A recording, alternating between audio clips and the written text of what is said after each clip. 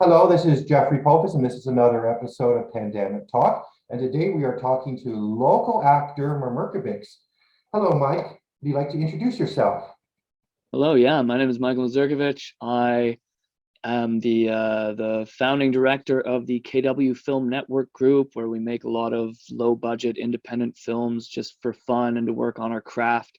I'm also the co-producer on a film Snowblinded made locally that's coming out soon, and on a film called Jim's Room that we're trying to get into festivals. And I was in Dan McLeod's Regicide, which happened over the past summer. And we've really got a great happening community. How has COVID affected this community?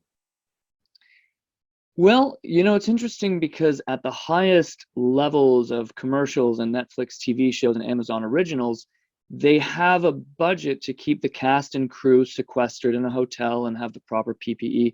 So, so I'm still getting audition requests for well-paid commercials, and the TV shows are still going on. But at the local low-budget community independent level, it is very challenging to meet all of those requirements when you're already on a $0 shoestring budget. So it has it has stymied a lot of creativity and a lot of projects.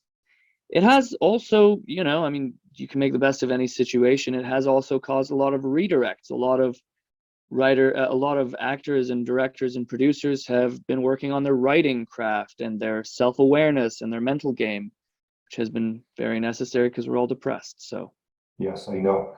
yeah. I write myself.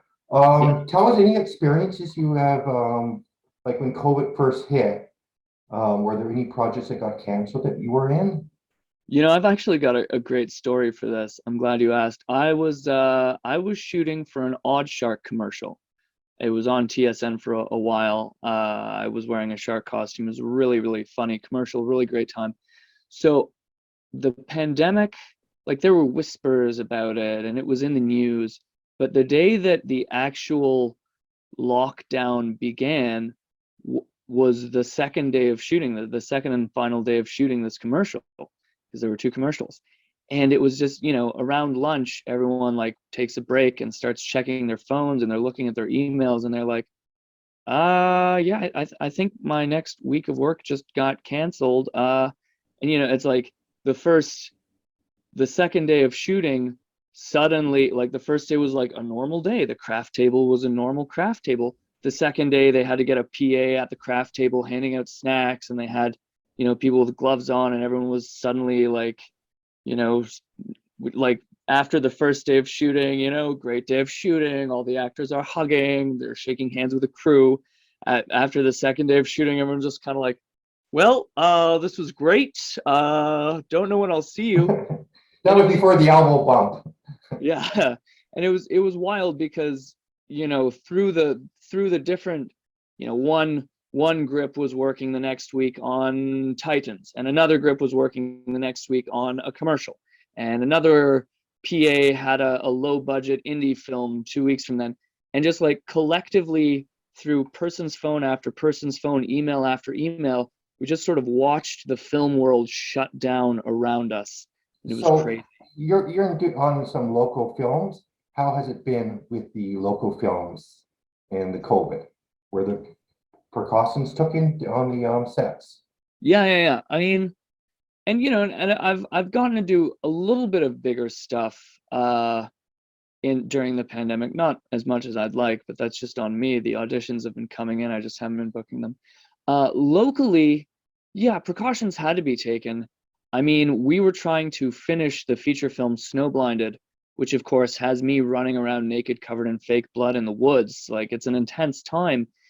And on top of that, we also had to worry, like in our last winter, on top of that, we also had to worry about the pandemic. I mean, I had neighbors at my family's cottage where we did some of the shooting.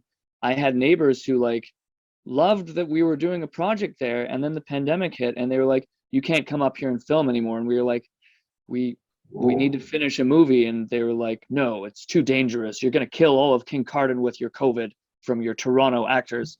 And we were like, Yeah, but we still, we have 10 grand from the region for makeup, and that expires. Like we need to do this, and there was conflict. There was you know it, there's something very special about being on set with people. You're not just working together, you're creating together, you're sharing ideas, you're seeing a teeny tiny piece of the souls of the people involved, and afterwards you want to hug it out, or you want to go for a beer, or you want to like give We each can't other do that back stuff rubs and all anymore. that. Yeah, we had a funny time on Snow Blinded. uh the one of our camera people who just came on for one day um has glasses, so having the mask on fogs up his glasses. So when he was doing his camera, he made sure he was far away, and he pulled down his mask so that his glasses wouldn't fog, so he could actually see his shot. And then someone took a BTS picture of that, and my naked body is like just covered by one of the makeup people, so you can't see, but I am naked in it and very cold. And his mask is down. And there was an outcry. There was a member of the film community from Toronto who saw the picture and was like, "Why isn't that guy wearing his mask? Don't you know what you're doing?" And we had to explain what was happening. And then someone else went through, like, we posted snow blinded pictures, being like, "Well, this is, what a journey over the last 3 years." And of course, year one and two, there wasn't a pandemic, so nobody's wearing masks in the photos. And someone didn't read the caption and just saw us posting some photos with masks, some photos without, and just freaked out. So, there was a lot. It's a The lot, other side yes. of that is, regicide. It was late pandemic. It was very, very well organized by Dan McLeod, who runs the KW Film Festival and is a, has the creative side, but also works for D2L or something like that, and has the business side as well. So during the filming of Regicide, you know, before the film, we all took COVID tests, everyone was cleared, and then we basically just all agreed to isolate from anyone except each other. So we were still wearing masks between takes. We still had hand sanitizer on the craft table. Like, we were still taking these precautions. But what we did instead was sort of the reverse. We created our own insular community.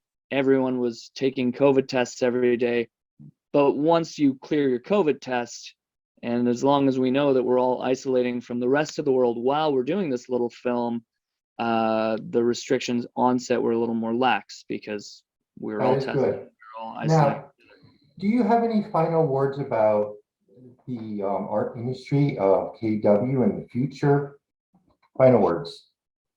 Yeah, well, the last couple years, the amount of film and the amount of quality film being created at a local low budget level has been really increasing. And I think, back in the day when I was less experienced, I was like, "Oh, we just need funding. How come the bigger guys get funding and we don't?"